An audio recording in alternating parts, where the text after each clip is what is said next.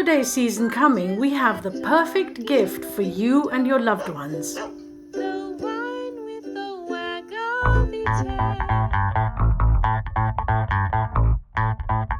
Good morning, everyone, and welcome to the Right Way After Party. We're so glad that you're here. I'm Kath. And I'm Nick. And we are thrilled to have Jackie Richards with us, who is going to talk to us about her new book, which I believe she has handy somewhere there, and she can lift it up and show it. Dogs in the Workplace, which is the most beautiful coffee table book, but also, well, she's going to talk to us about it so much better than I. She is an international photographer who goes around places everywhere photographing dogs.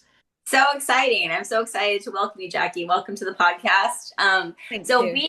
we typically have writers, but I was thinking the other day, like pictures are 1,000 words, right? So it's like you are literally writing with your pictures, and I love that. And I wanted to dip into some of your process. Of course, I want to talk about your book, but I want to start with so dogs. Why dogs? Like, I mean, why just dogs? Why not just dogs? I think dogs are easier to photograph, I discovered, than people. And I very much enjoy the process of walking in different places, villages, towns, here and abroad, with my camera. I always had my camera in those days, a Canon with the long lens. So I was able to sort of eavesdrop on what people were doing. And I just happened to be in Paris and I was photographing things as I was going by. I was photographing people doing funny things or interesting things or buildings or whatever. And then there was a scenario that appeared before me, and I happened to have my camera out. And it was three dogs crossing pedestrian crossing, those black and white zebra crossings, or zebra crossings, as you say, probably in America, or maybe it's a completely different word there.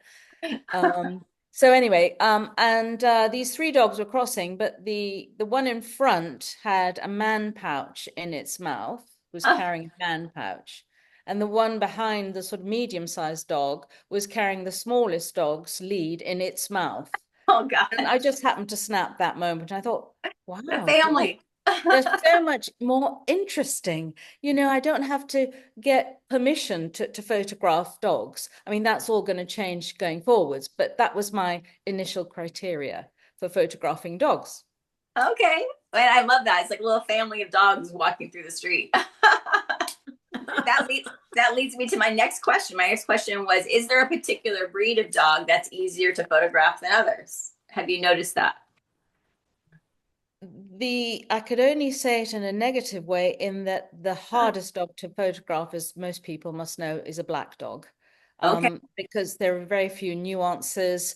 The light falling on the fur doesn't always light up, so you have to either overexpose or make sure they're in good lighting.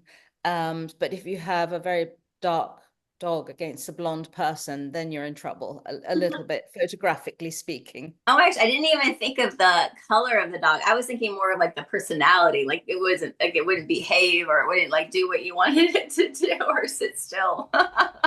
Well, this is the extraordinary thing, and this comes from after many years of photographing dogs and their owners, which is how the project ended up being. So I just decided that this might be a fun way to go. It was focusing um, my reason to go out and photograph, and it just made it more fun for me to go out and walk about and just think of something to do. And it started all off in shops, and so when I went into to shops to photograph dogs, I wasn't particularly looking for a breed, and the breeds are not necessarily, they're all different. As you know, dogs are different, humans are different. But Yeah. the one thing in common they have is, that I've discovered after many years of photographing dogs in workplaces, is they have this incredible link with their owners. None of the owners ever raise their voices to their dogs. They just say, come, in a very calm voice. I don't remember using that voice with my dog. Just come, and very almost whispered, come here and, roll over, sit down, do this. They were completely in tune the owners with the dogs. So it made it very easy to photograph the dogs. The problem was sometimes the owners. Yeah. The dog owners. Were they were being overprotective of their dogs, or they were like just wanting their dogs to do certain things for the photographs, you think? They didn't sort of have to over insist. You know, if I wanted my dog to sort of sit down and he wouldn't sit, it was like, sit, sit. And no, they'd just say, they'd wait, and it would happen. And this was the amazing thing. And it taught me a lot about how you can be so connected to your dog. But going back to the owners, they would then say, because I'd say, look, this project is about dogs and their owners. And owners would think it's about them. And so they'd immediately say, oh, I haven't got my makeup on today, or, oh, you caught me at a bad moment. And I said, look, here's the thing. It's really essentially about the dog. You come second, you're in the background, the dog's always in the foreground.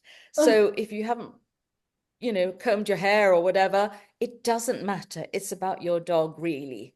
And it is about your relationship with your dog. But and the other thing that owners tend to do, which I I found a little irritating, is because you often don't have much time. They'll say, oh, let me show you photographs of Fluffy.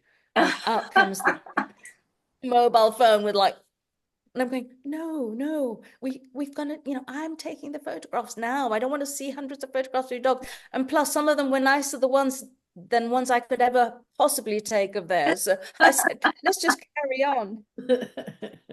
Oh, I love that. I love that. I also have questions though. Do you have a true process before you begin? Like, when you go out on these missions to like take pictures of dogs, is it kind of like is there a methodology to it? Do you have like a project, like kind of an overarch to it? How did you go about it?